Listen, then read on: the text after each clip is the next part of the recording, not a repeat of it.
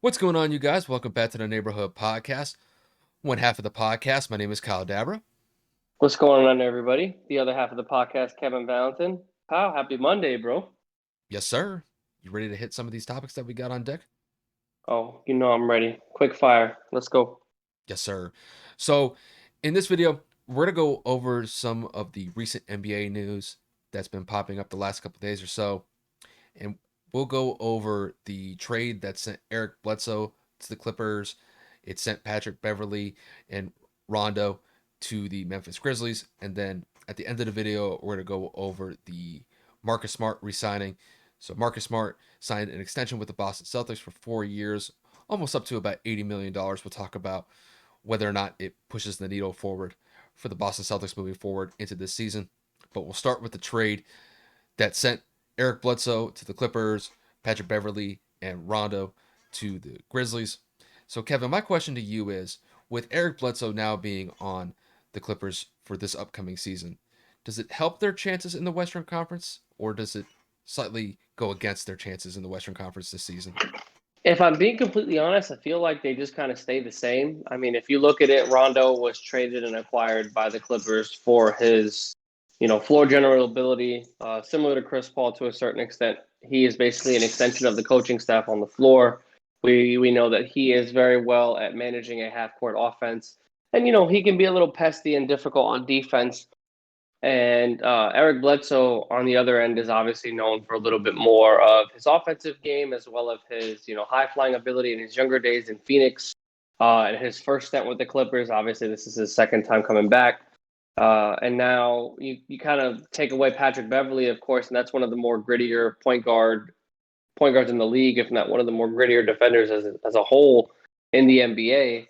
So you take out two defensive-minded players and you replace them with an offensive-minded player who can play a little bit of defense, and I feel like you kind of stay at a stagnant level. Like Patrick Beverly wasn't exactly a threat offensively.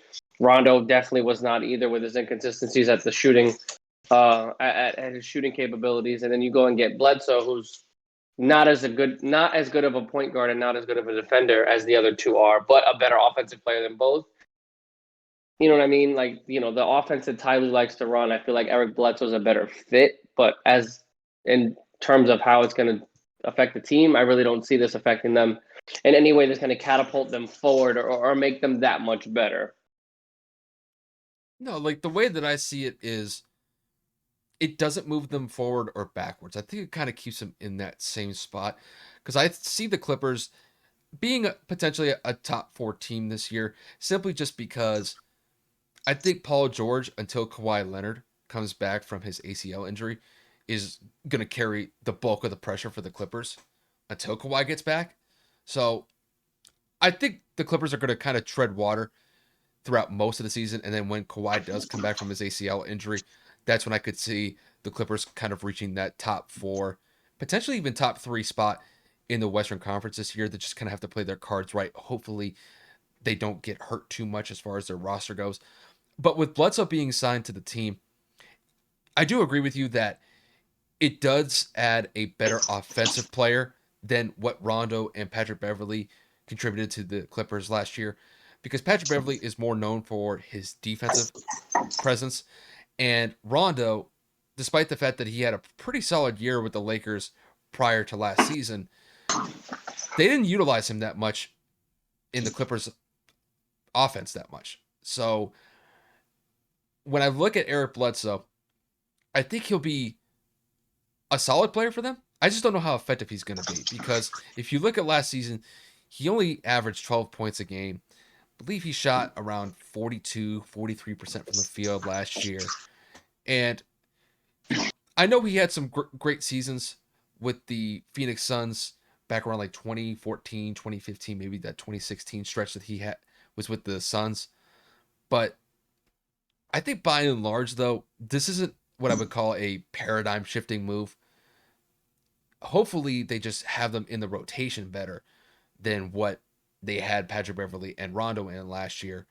And it's really a depth move at this point. So I think if I look at this trade overall, it doesn't do much for me. But, could he provide a spark for the Clippers going into this season. Yeah, I could definitely see that. A couple games throughout the season. I just need to make sure that he's consistent for them. That's really the main thing that I'm looking forward to with Eric Bledsoe with the Clippers. As long as he's consistent, I think he could definitely add a nice. I think he'll be a nice piece to the Clippers this upcoming season.